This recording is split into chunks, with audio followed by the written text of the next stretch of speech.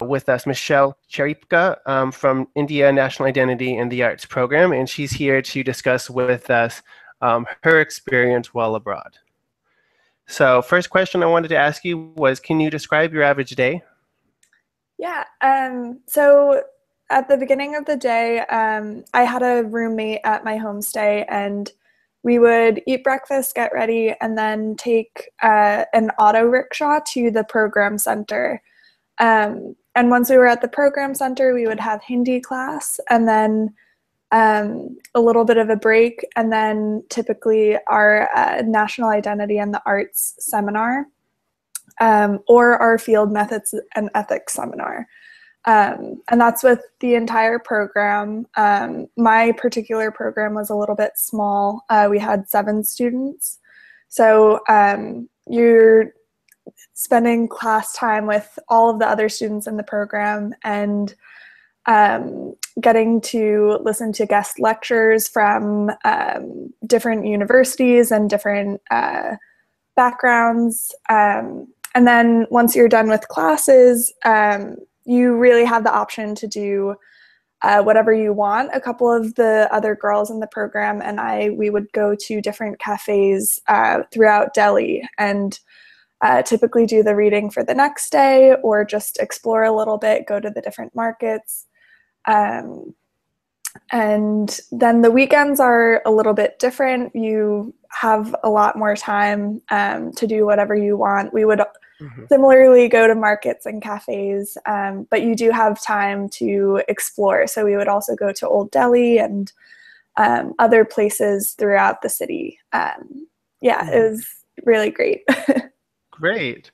And what would you say was the most challenging or rewarding aspect to your study abroad experience? So this definitely varies by student. For me personally, the most challenging aspect was actually homesickness. I think that my particular university did a really great job of making you aware to culture shock. So I was very prepared for that, but I didn't as much prepare for what to do when I would be missing home. But I think that's also just part of the experience of living somewhere else. Something that I found most rewarding was I really loved how in all of the interactions that you have throughout the day, not just in classes, but you're constantly learning and constantly growing and experiencing more of India and getting to know people. And that was really, really nice, especially as you're taking Hindi. You get to engage a lot more with the people there and with your surroundings, and you end up just having such a deeper appreciation for the place that you're in. Great. And then how is this different than studying in college? So I found it a little bit similar, actually. It was very academically rigorous. You do have a lot of reading and are constantly thinking about the things that you're doing inside the classroom, even when you're outside of the classroom.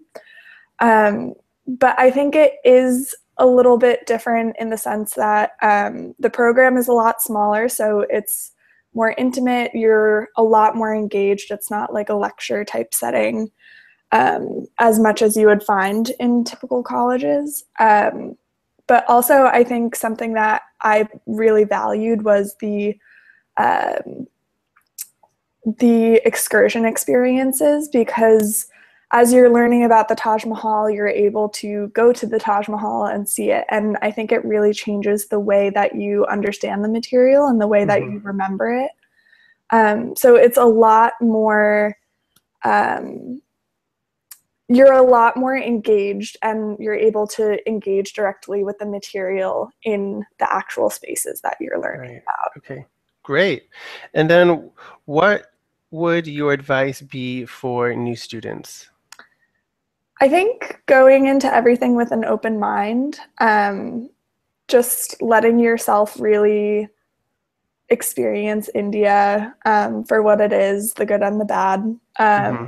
And I think also finding a way to document your time there for yourself so that you can look back on it and see how much you've grown. Personally, I journaled and I took a lot of photos, and it's nice to have that to see kind of the trajectory of my entire time abroad. Great. And then what do you think is most important in order to get the most from the program?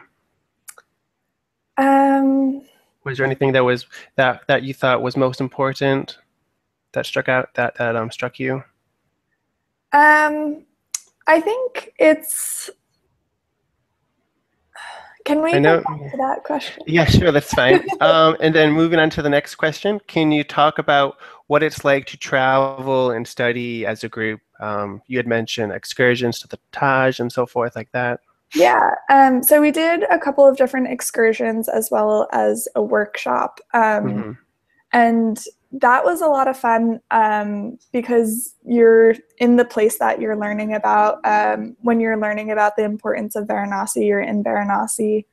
And you're with the other people in your program, so you get to, as you're doing the readings, you get to talk to them about it. And as you're developing your ideas for your independent study project, you get to bounce those ideas off of the other people in your group. And Hmm. it really makes the entire experience a lot more intimate. And I think it makes it, um, yeah, I think intimate is the right word. You just get to know the other people really well, and you also get to think about the things that you're learning in a much deeper way because you're constantly talking to other people in the program about it. Hmm. Yeah. Great. And then the last question we were going to go back to is, what do you think is most important in order to get the most from the program? Maybe we could phrase this in terms of pre-departure preparation, Mm. going over some of the materials that staff provides you with.